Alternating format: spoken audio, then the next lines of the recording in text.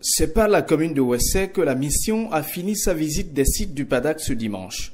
D'abord, le village d'Ayetoro dans l'arrondissement de Touy, 1 heure de route sur une piste à peine praticable, et voici la mission devant le magasin de 1000 tonnes destinées au stockage de produits agricoles.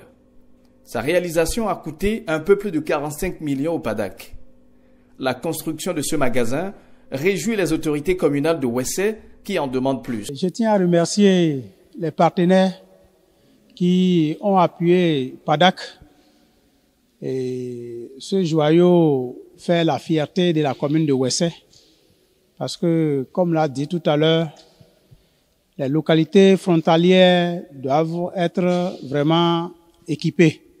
On doit mettre les infrastructures utiles pour que ceux qui vivent ici sachent qu'ils sont du Bénin. Nous allons demander aux partenaires de continuer de nous aider. On attend beaucoup encore parce que nous sommes dans un milieu rural où tout est pénible pour nous. Et ils ont des pompes là qu'ils ne peuvent pas utiliser. La pompe est déjà gâtée.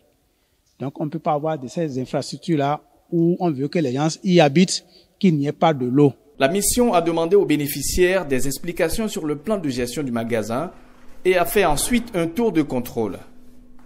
Une visite éclair dans le fleuve Opara, à 300 mètres environ du village Ayetoro, à la frontière du Nigeria, et la mission rebrousse chemin vers le marché de Kilibo.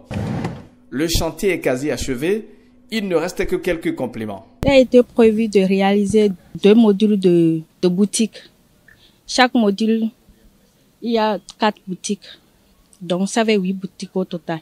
De l'autre côté, nous avons 6 hangars de 8 places et une latrine. On a déjà tout fait et il reste seulement la plantation des plantes et le nettoyage. Environ 10 minutes d'échange sur le mode de gestion du joyau, un tour des boutiques et hangars, puis la visite est terminée.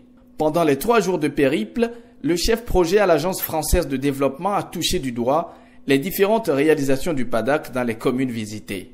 Globalement, il se dit satisfait de ce qu'il a pu voir. La qualité des infrastructures visitées est très satisfaisante.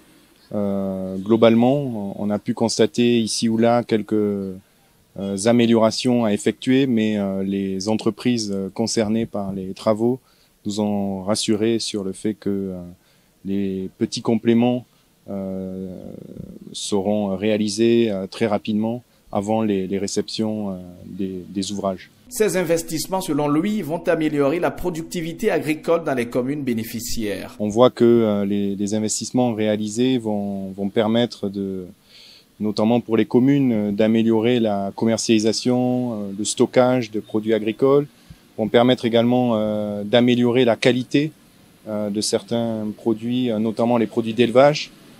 Pour les promoteurs privés soutenus dans le cadre du PADAC, on voit que ceux qui ont finalisé, disons, leur projet ont déjà pu accroître leur capacité, développer leur activité fortement.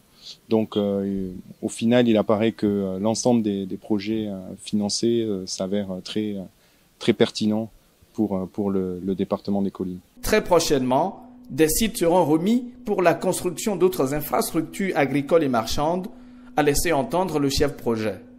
Pour rappel, le PADAC est financé par l'Agence française de développement, AFD.